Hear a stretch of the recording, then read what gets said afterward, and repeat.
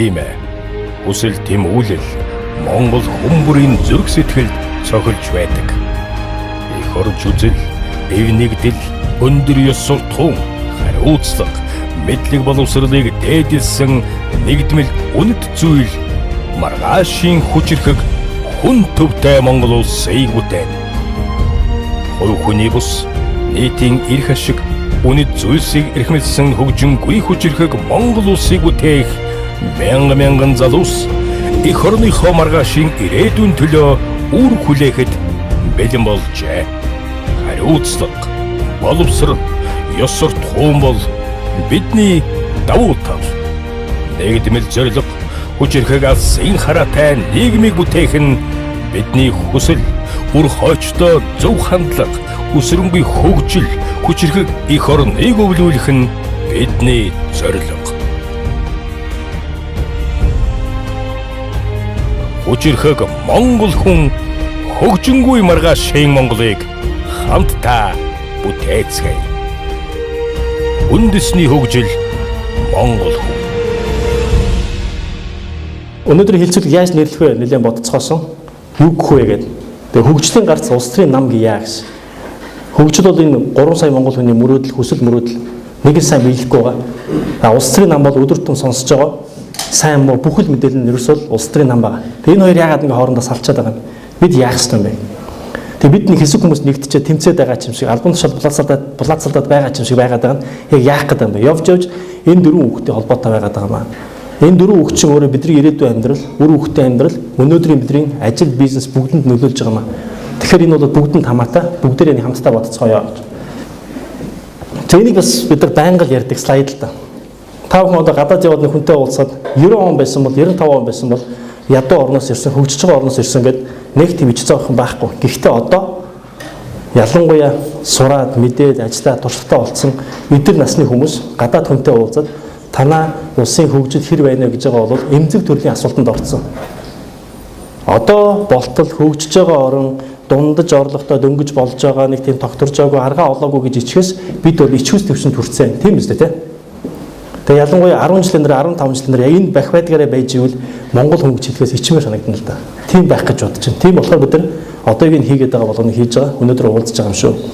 Тэгээ хөгжлөө улс гэж байдаг. Харин улсгүй хөгжил гэж байхгүй. Тэр юу хэлэх гээд байна гэхээр хөгжил бий болохын тулд заавал улсаа засах ёстой. Улс дээр л хөгжил бий болдог болохоос хамаагүй зүгээр зах хязгаарт хөгжил байна гэж байхгүй. Тэгэхээр хөгжлийн тухай яриг бол эдийн засаг, өсөлт, жижиг дунд бизнес, хөрөнгө оруулалт ярихаасаа өмнө улсыг яаж бүтээн байгуулах тухай, улс нь өөрөө улсыг байх тухай, удирдлагатай байх тухай ярих ёстой. Тэгээ энэ бол өнөөдөр бидний сайн хийж чадахгүй байгаа зүйлийг ердөө энэ юм байна. Энийг хийчих юм бол дараагийн тэр эдийн засгийн хөгжил, хөрөнгө оруулалт, бусад тэр боловсрол юу вэ? Тэр тэнмэл хүн эсвэл улс төрийн намын хэрүүл урууд энэ бол жижигхэн асуудал шийдэгдээд явах юм байна. Тэгээ иймэрхүү үзэл санаан дээр нэгдсэн хүмүүс бол өнөөдрийн хүн нам гэдэг байгаа тэр цөмийг бүрдүүлж байгаа хүмүүс юм шүү. Бид нар бол нам ярмааргүй, зөрчил ярмааргүй, зөвхөн үзэл санаа ярмаар байна. Тэгээ бид нар бид гэж ярьдаг. Саяхан хийхэд тулд нийт монголчууд нам харгалзахгүйгээр нэгдэх ёстой. Тэгжиж улсыг хөгжүүлдэг болохоос ш нэг намын хизээч улсын хөгжлийг өмсөх боломжгүй, төлөвлөх боломжгүй. За энэ би бас товчхон гүйлгээд өнгөрье. Би хэлсэн энэ бол лекц биш. Тэгэхээр 20 дугаар зуунд Монгол улс бол яг тэр социализмын үед улс шиг улс байгаад зарчимтай, төлөвлөгөөтэй тэрийг биелүүлж чадсан, эргэн үнэ бүтээж чадсан ийм хөгжсөн улс болсон юм аа. Яхааргүй энэ дөр хинч марахгүй баг. 90 оноос хойш бид нар тэр хөгжлийн цаад философи зарчим байхгүйгээр 25 жил зүгээр юм урсгалаараа байдлаараа бүхнийг оролдож үзээд бүхнийг гадаадаас хуулаад ингэж оролдож үзсэн юм аа. Энийг бол бид нар шилжилтийн замбраагүй оролдох гэж үзэж байгаа гэж томьёолж байгаа. Монголч хэрэгтэй юу гэж оруулж ирдэг. Тэгсээ биш юм шиг байна боллоо гэд бүр үзээ яддаг. Гадаадын хөрөнгө оруулалт хэрэгтэй юм шиг байна. Ууларх хэрэгтэй юм шиг байна гэж хэтрүүлдэг, буцаадаг те. Энэ бол ямар ч төлөвлөгөөгүйгээр Монгол улс ямар байх вэ гэдэг зарчмыг нь тогтолохгүйгээр зөвхөн тэндээс хуусны гай юм аа. Энэ чигээр цааш явах боломжгүй. Тийм болохоор цаашдаа хөгжлийг харахын тулд улсыг бүтээхээс их хэрэгтэй. Улс чинь өөрөө зарчим дээр, үндэсний хүсэл дээр, үндэснийх нь өөрийнх нь гэсэн хөгжлийн төлөвлөгөө, философи, мэдлэг дээр суурилдаг юм байна. Энийг хийхгүйгээр бид нар улс төрийн нам байгуулад, бусад гой гой юм яриад, хүн таалагдаад энэ бол хөгжлийн тухай ярих биш ээ. Монгол улсын шийдэл биш ээ. Ийм санал дээр нэгдээд бид нар 2015 он болов цаашаа энэ галтаа угац нэг юм үндэсний эсрэг мандлын онолтой, өөрийн гэсэн үзэл баримтлал зарчимтай зөв буруу ялгсан, бүгдээрээ тэрийг хүлээн зөвшөөрсөн, үндэсний хүсэл дээрээ нэгдсэн, энэ дээрээ суурилсан хөгжлийн төлөвөө заавал байх ёстой. Энэ бол өнөөдрийн Монголын асуудлыг шийдэх үндсэн түлхүүр нь энд байгаамаа. Түүнээс биш гоё нэртэй, гоё хавцтай, өнгөтэй төлөв гарах нь бол ердөөсөө чухал биш. Энэ бол одоо бидний нэгдсэн үзэл санаа энэ юм. Үүн дээр нэгдсэн байна. Ингэж чадах юм бол бид нар араас нь жинхэнэ нөгөө хэрэгждэг улсын төлөвийг боловсруулж чадна. Тэгээ хэрэгжүүлэхэд бол маш амархан болно. За хөгжлийн загварыг бид нар ингэж хардаг, энэ ордон мэтэр хардаг. Өнөөдөр бол Монгол улсын хөгжлийн загвар бол зураг нь бол ийм ордон биш. Энэ нафтаасан багнаггүй одоо энэ газар хэвцэн энэ дээвэр байгаа.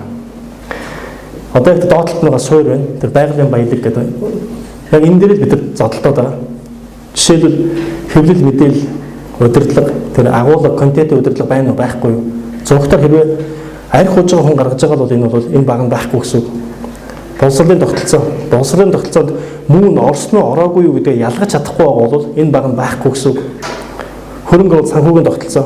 Хөрөнгө оруулалт нэг оруулаад нэг гаргаад ингээд тогтвортой эдийн засгийн хөдөлгөөг хүч болгож чадахгүй бол байхгүй байх гэсэн үг. Bank of China-г оруулах уу болох уу гэдэг дээр шийдэл хийж чадахгүй бол энэ баг нь байхгүй гэсэн үг. Цэргийн албаны тогтолцоо. Энэ чинь зүгээр нь цэрэг биш үү те. Иргэн үнийг боловсруулах нэг шат. Энийг шийдэж чадаагүй ойлгомжгүй байх юм бол энэ баг нь байхгүй гэсэн үг. За улс төрийн яг тэр улсыг бүтээх Монгол улсыг 4 жилээр биш 40 жилээр харах төлөвлөгөө алсын хараа итгэл үнэмшил удирдагчд нь байхгүй бол тэр 5 дахь баг нь байхгүй гэсэн. Тэр ингэ яриад их юм бол энэ багнууд байхгүй бол бидэрт ямар ч хөгжил ярих боломжгүй. Хизээ чин багнгүйгээр ордон байдаггүй. Энэ багнуудыг хийя гэсэн хүсэл тэмүүлэлээр бид нар нэгдсэн юм аа. Энэ бол хөгжлийн гарц. Энэ бол хөгжлийн зураг. За тэгээд бид нар юу хийх ёстой вэ? Хүмүүс асуудаг. За ингэж гой гой ярьж байгаа. Яг юу хийх ёстой вэ? Бид нар 5хан зүйл хийх ёстой байна. 5хан зүйл. Ингээд зангидаад үсэх юм бол уг нь амархан байгаа шүү дээ. Монгол улс. Нэгдүгээр хүний нөөц мэдлэгтэй байх ёстой. За энэ бидэрт байна уу? Монголчууд бол ховорхон авиаслаг хүсэл тэмүүлэлтэй ард юм. Захын машинаас асуухад Обамаг шүүмжлэн те. Ийм үндэстэн ховор шүү тийм үү? Тэгэхээр энэ бол бидэнд байна. Ялангуяа өнөөдөр бол боловсролтой шинэ үеийнхэн байна. Нийгмийн сэтгэл зүй хүсэл тэмүүлэл байна. За дараа нь тэр шараар байгаа институт итгэл үнэмшил гэж байгаа. Энэ олон хүмүүс дор жаагалдаад байдаггүй. Хичнээн ардчсан нийгэмд энэ эрх мэдлийн хуваарлалт, шийдвэр, бодлого бол дандаа институт буюу тийм тогтсон дэг жаягтай байгууллагуудаар ийм тогтолцоогоор дамжиж явдаг. Энийг хийхгүйгээр бид нар ямар ч ухаантан байгаад бүтэхгүй. Хэрвээ ухаантан гарах юм бол худлаагаасаа тийм юу гэмдэ олныг дагуулсан боловч яг шийдгүй, гарцгүй ийм л зүйлүүд түлхдэг. Энийг бид нар заримдаа популизм гэдэг. За дараа нь энэ институт нь өөрөө энэ үндэсний хөгжлийн үзэл баримтлал онолыг тал талаас харж байгаа. Яг үндэснийхээ хүсэлдээ суурилж байгаа хийх ёстой юм. Өнөөдөр Монгол тийм байна уу? Яг монголчуудын хүсэл юу вэ? Баян болох юм уу? Эсвэл мундаг хүчтэй улс болох юм уу? Тэр нь тодорхойгүй байна. Тэрийг заавал хийх ёстой. Энийг хийхгүйгээр хөгжлийн төлөвлөгөө ярих юм бол, хөгжлийн хөтөлбөр ярих юм бол, жижиг дунд бизнесийн хөтөлбөр ярих юм бол бүгд бүтэхгүй цаас болно. Тэгээ энийг хийхэд бол бид нар нэгдсэн юм аа. Энийг хийх ёстой гэдгийг бид нар мэдж байгаа юм. За дараа нь одоо ногооноор бол үндэсний хөгжлийн цогц бодлого гэдэг. Үндэсний хөгжлийн төлөвлөгөө стратеги гэж нэрлэж болно. Үүнийг эхний 3 шат байж иж хийдэг. Харамсалтай бид нар өнөөдөр олон төлөвлөгөө гаргасан, маш олон хөтөлбөр хэрэгжиж байгаа. Тэр 2-3 доо шат шүү дээ. Шар цэнхэр үүнийг алгасаад шууд хэдэн хүний цуглуулж агаад мундаг эрдэмтэн цуглуулж агаад өрөөнд оруулж агаад за гоё төлөв гаргаад ирэхэд гаргачаад байгаа маа. Тэгэхээр төлөвлөгөө бол төлөвлөгөөний сүнс нь цаасандаа биш. Яаж хийсэн тэр цаана байгаа зарчим үзэл санаандаа байгаа маа. Яг ингэж буруу хийсэн төлөвлөгөө бол бидний шүүмжлэлд 2008 оны үндэсний хөгжлийн цогц бодлого. Энэ бол маш гоё цаас, гоё баримтчиг. Гэхдээ хэн ч хэрэггүй. Яагаад бол мөрөөдлийн жагсаалт яагаад бол цаана юуг нь эхэлж хийх юм, юуг нь дараа хийх юм, боломжтой юм, боломжгүй юм гэдэг тооцоогүй. Яг монголчуудын хүсэл нь юу юм? Баян улс болох юм уу, ногоон улс болох юм уу? Тэрийг нь тодорхойлоогүй. Энийг тодорхойлоогүй цагт бол ямар ч ухаантай дараа гоё юм бариад бүтэхгүй. Энийг хийхэд бол бид нар нэгдсэн юм аа. За дараагийн улаан байна те. одоо бол Монгол улсад харах юм бол улаан дээр яаж хэрэгжүүлэх вэ гэдэг дээр махаа цайж байгаа. Яам дөрвөлж мөхний тайлан гаргаж байгаа, бүгд бодлого боловсруулж байгаа, хууль баталж байгаа, тайлан хэрэгжилтэн дээр нь зовж байгаа. Тэгээ энэ улаан шат бол бидний үзэж байгаагаар дэлхийн улсуудын туулсан зуршлагаар бол хамгийн амархан шат. Энэ дээр зовх ёсгүй. Эхний дөрвөн шатыг сайн хийчих юм бол улаан бол маш богинохон бөгөөд тэр харах чирэггүй тийм шат юм л да. Тэгээ бид нар буруу талаас нь буруу уучлсан ч үгүй ингэж гүжөөд байна. Тэгээ үүнийг засахын тулд бид нар хүн нам гэдэг байгууллага нэгдээд яг энийг хийхин төлөө хамаг бодлого юу гэдэг мэдлэг боломж бүх юмаа дайшлаад явсан юм а. Тийм болохоор бид нар бусдаас ялгаатай харагдсан юм а. Түүнээс ч гой зангаа зүгээд гой ярьсандаа ердөөсөө биш юм шүү. Өнөөдөр та бүхэн Монголын нийгмийн төсөл үзтээ. Энэ Монголын нийгэм гэдээ бодъё те. За төр засгийн байгууллагууд байна. Энэ саарл том саарл байна. Монгол төрийн бодлого байна. Ямар нэгэн бодлого байгаа сайн муу хамаагүй. За энэ бодлого руу хүнд өгдөг вэ? Улс төрийн намууд л ордог. Улс төрийн намууд ордог. Тэгээд том саарл засгийн газар хэсэгтэй засагт ажил авдаг. Тэгэхээр намуудаар дамжиж засаг руу ордог. Өөр ямар ч боломжгүй. Тэгэхээр төсөв мөнгө нийгмийн баялаг энэ засгаар дамжиж хуваалгаж байгаа болохоор засгийн бодлого нь намуудад л ногдож байгаа болохоор намууд ийм засаг руу ордог юм гарц болчиход байгаа маа. Бусад нийгмийн институтууд одоо тэр салбарын мэргэжлийн холбоо таа байна. Байх нь байгаа тий. Гэхдээ яг хоорондоо ямар ч холбоо сүлбэ хамааралгүй ингээд доогуур нь ингээд хиймэл дагуул шиг юм л байгаа. Хэрэгтэй үедээ дуудаж уусдаг, хэрэггүй үедээ тоодоггүй, үл ойшоодог. Энэ бол ардчилсан нийгэмд байж болшгүй зүйл ээ. Нээлттэй нийгэм ингэж ажилдаггүй. Зөвхөн тоталитар нийгэм л ингэж ажилдаг. Тэгээ бид нар энийг ойлгож байгаа. Энийг заавал Монголд өөрийн гэсэн нээлттэй нийгмийн ардчлалын загварыг бид өөрсдөө бүтээх ёстой. Түүнээс биш Америк ч юм уу, Швед ч юм уу, Швейцарын ч юм уу аль ч загвар Монгол таарахгүй. Зарчим нь бол таарна. За тэгэхээр энэ ямар байх ёстой вэ? Одоо шил иргэний нийгмийн байгууллагууд байдаг те. Өргөлж мөхний жагсаад гэдэг цуглаа хийдэг, зөв ч юм уу, буруу ч юм уу янз янзаар буруутгадаг жижиг том.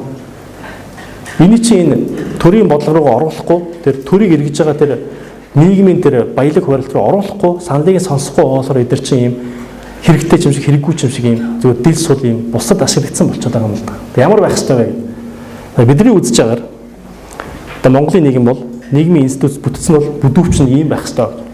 Төрийн бодлого бол бүгднгийн хамааралтай. Яагаад бол бүгднгийнх нь хувь заяаг шийдэж байгаа, бүгднгийнх нь халаас цалин мөнгө тэтгэвэр тэтгэмжийг тооцож байгаа, гаргаж байгаа, бүгднгээс нь мөнгө авдаг, бүгднтэй хамааралтай зүйл. Тэгэхээр энэ бодлого нь өөрөө хамааралтай байх ёстой. Энэ бол ардчлалын үндсэн зарчим. За нэг ийм хөгжил нэг ингэж ирдэг юм байна гэж бодъё. Түүний нэг улс төрийн нам гэдэг ярьж байгаа зүйл маань хөгжилтэй ямар холбоотой вэ? Зараас бидний үзэж байгаагаар хэрвээ Монгол улс хөгжил хэрэгтэй бол улсаа бүтээн байгуулах хэрэгтэй байна. Эдийн засгаас өмнө улс шиг улс байх хэрэгтэй байна.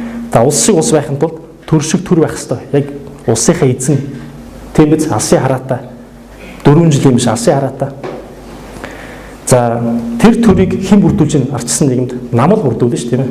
Өнөөдөр нам хэрэггүй, нам муухай, нам бүтэхгүй байх гэж ярьж байгаа боловч одоо олсон ололтоор бол дэлхийд энэс өөр сонголт байхгүй.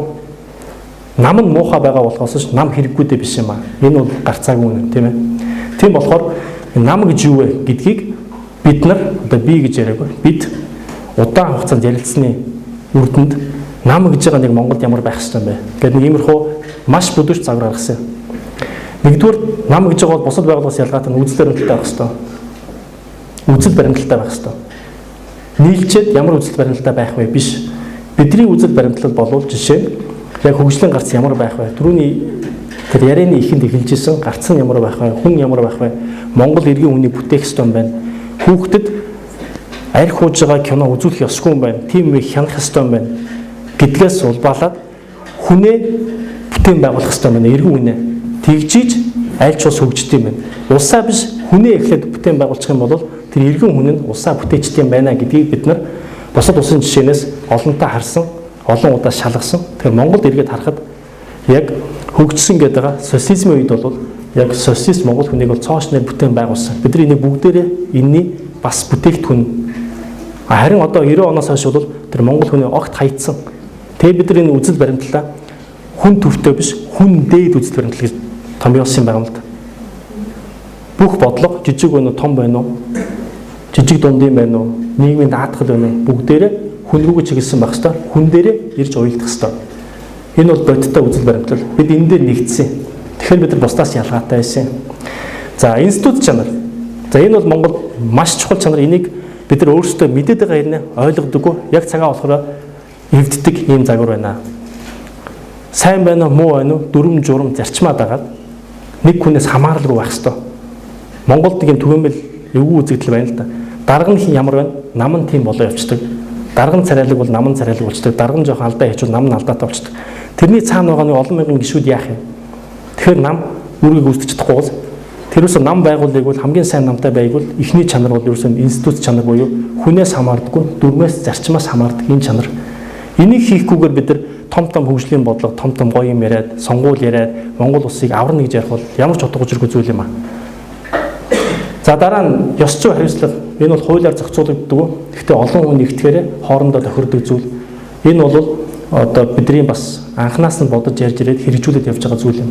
Энийг бол харин Монголд хийж болох юм байлээ. Амжилтаа туршигдсан үр дүнгээ өгч байгаа юм шүү. За санхүүжилтийн асуудал байна те. Одоо санхүүжилт ямар байх вэ? Нэг хүнээс хамааралгүй байх ёстой. Аль болох олон түмнээс байх ёстой. За тэгээд дээр нь Монголын орчинд яг хүссэн үсээгүй цаана нэм одоо сүүлийн 20 жил хийсэн нөгөө санхүүжилт шаардлагатаас өөр аргагүй болсон тийм улс төрийн орчин юм хөрсөн байна. Энийг бид нар суурьаар нь яг зэрлэг ногоо шиг таслаж хаях хэрэгтэй байна. Тэгэхгүй бол түрүүний тэр институт чанар бүрдэхгүй. Монгол бизнес хөгжөөгүй, яг юм улс төрийн бизнес хөгжсөн байна л да. Энийг бол бид нар биеэрээ мэдэрч байна. Тийм болохоор энийг бас таслан хаях ёстой. Хаяхын тулд энэ институцгээ намчин өөр ажиллах ёстой. Түүнээс ч 2 хүн 3 хүн хоорондоо муудалцаа тэгин ингэн их юм бол шийдэгдэхгүй. За намын бас хийх ёстой зүйл бол зүгээр нь үзлэрэнтэй нэгдсэн хүмүүс хоорондоо уулзаад байдаг биш. Хөгжлийн бодлого, төрийн бодлогыг намууд л хийн. Хэрэв намууд нь хөгжлийн бодлогогүй ингээд дил суул ингээд иймэрхүү ороо бусгаа үеэр санамсаргүй гарч ирсэн лидерүүдтэй байх юм бол энэ хизээч төрийн бодлого юм байж чадахгүй. Өнөөдөр бидний нэг хангалттай амсаж байна. Тийм байгаа болохоор бидний бүх асуудал шийдэгдэхгүй байна. Тийм байгаа болохоор бидний жижигхэн асуудал тэрнээс хамаарчаад байгаа. Хамаарчаад байгааг бид ойлгохгүй, мэдрэхгүй эсвэл тэр хүндэндээ мартагнаад яваад байна.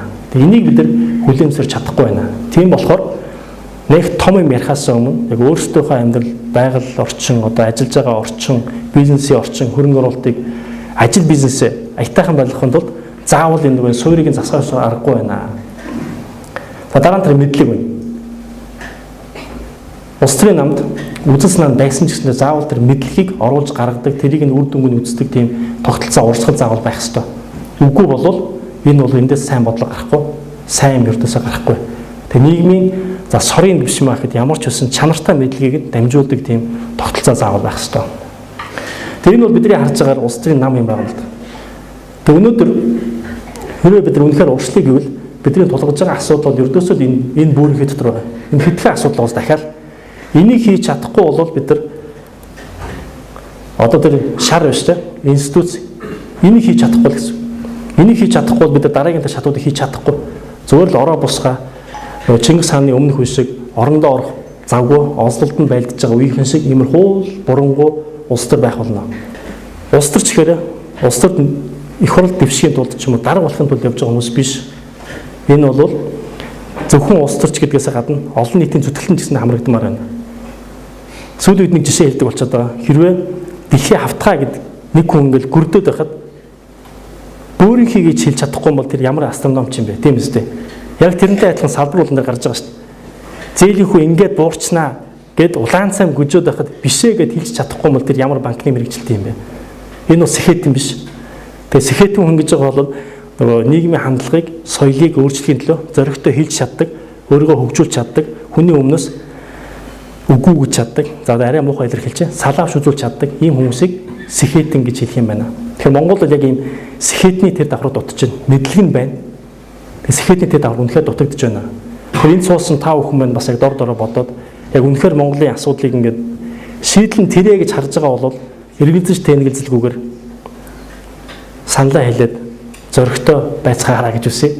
За тэгээд бид нар нэг ийм үг ярьж байгаа л гаргасан юм л да. Бидний ард бид байгаа гэдэг. Өнөөдөр бидний хийж байгаа үйлдэл одоо энэ хичээгээд байгаа саяын танилцуулга үүний цаана боловсруулсан олон нөхөд минь юун дээр нэгдсэн бэ гэхээр Монгол улсыг саяын байдлаар өөрчлөх ёстой байна. Өөр гарц байхгүй байна. Энийг бид хийх ёстой байна. Тэг бид чадахгүй бол Монгол улс бол ийг урт түүхтэй өндийж босч хөгжиж, мандаж, буурч байсан үндэстэн одоо ч гэсэн унахгүй, цаашдаа ч гэсэндээ дараагийн үеийнхэн гарч ирэл хийх болно. Тэгээ бидний ард бид байгаа. Өгөөдөө хайсан байдаг да. Өөхөнд бовч нохоо тоо шинжлэхгүй миний үр удам арцаагүй болох вэ гэж хэлсэн байдаг.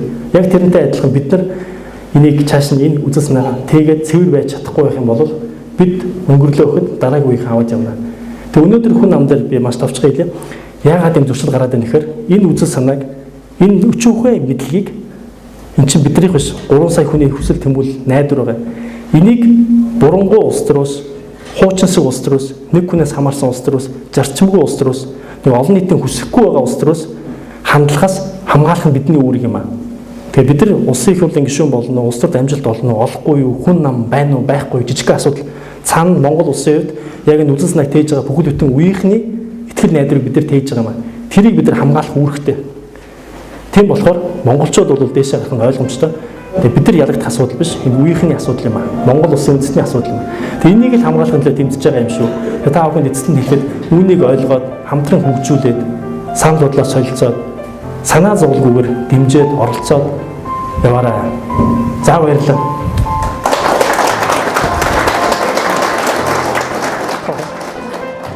Энэ одоо ингээд бас нэг асуудал үүссэн байна шүү.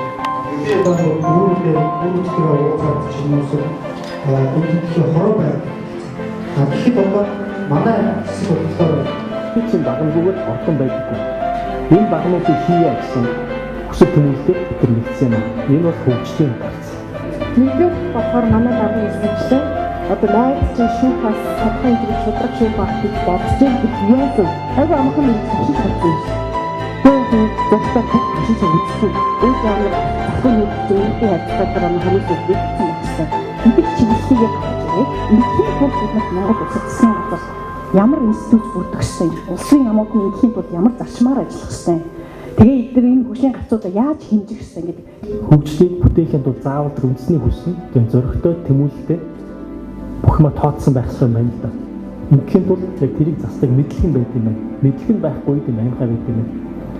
Яг зөвхөн 16 оны сонгуульд авчиж бид 2050 оны тухайд их хамаагүй олон юм байхгүй. Яг өнөөдөр аваад байх хэрэгтэй байдгүй. Эсвэл ирээдүйн хойчгийн хараад миний үеийн тэр одоо бид насны залуучууд энэ мандат зөвхөн явахгүй ёстой байдгүй гэдэг энэ яг хонцлог ойлголтоо яг бүрэн авч сэтгэлгээний өөрчлөлт ийм зүйлээ зүгээр олж авч чадаагүй байдаг болов гэж би боддог. Зүгээр бидний хувийн бодол ярих хувийн орчин албан татвартай танаа ямар бодлоо байна. Буюу хотын захын сургуульчаа, хотын төвийн сургуульчаа, хувийн мундаг сургуульчаа, орон нутгийн сургууль байсан гэсэн тэр сурч байгаа бүгдүүдийн боловсролын түвшин батлан байдаг юм байна. тэгээд юу гэдэг вэ? Өнөөдөр Америкт их юм аа таван бас дэск хүн таа. Бидний тэр масаас бүгд системийн Энэ үдээсээ бид яг хамгийн одоо өгч байгаа зөв төрийн авч байгаа гэж бодлоо. Яг бидний үзэл бодол яриад байгаа зөв төрийн авч Надад ч 10 настай нэг аа орон үеэрээ зөв концепцээр компьютерээр хийдэг нэг юм зөв концепт Жишээ отогоор зөвхөн намайга зөвчтэй автаар бодоод тэг асуудал хайдаг аашгүй хин одоо сүртэй хөрөлтаангүй ахтантай яс одоо өсвөр хийхин төлөө хийж байгаа энэ найдаа нар энэ одоо залуучуудаа дэмжиж дуу хоолойгоо нэгтгэж муу одоо хамтаж ажилласаа гэж та бүхэн хүсэнаа ураад байна. Одоо ер нь ингээд харгийнхаа датсан нам Монгол ардын нам айдаад ингээд ер нь одоо зүүнээс хөрөлтөөр явж байгаа. Зүүнний гэдэг нь хадам гэдэг юм уу тиймээс хөлсөөр байгаа. Зүүнний зүүнний төлөвлөлт тасан мөр шал өөр болгоо. Хоёрчаад байгаа юм болоод байгаа. Бүгдээ тодорхой хэмжээний засалтай байсан. Тодорхой хэмжээний зүйл баримттай. Нөгөө нам одоо нам бодож өөрөө үнцийг зайдаг. Энэ цагийг хэсэгтээ дор өөрийнхөө хүнд цааш нь дамжуулаад оролцоод яваарай. За баярлалаа. За өнөөдөр та бүхэн баярлалаа.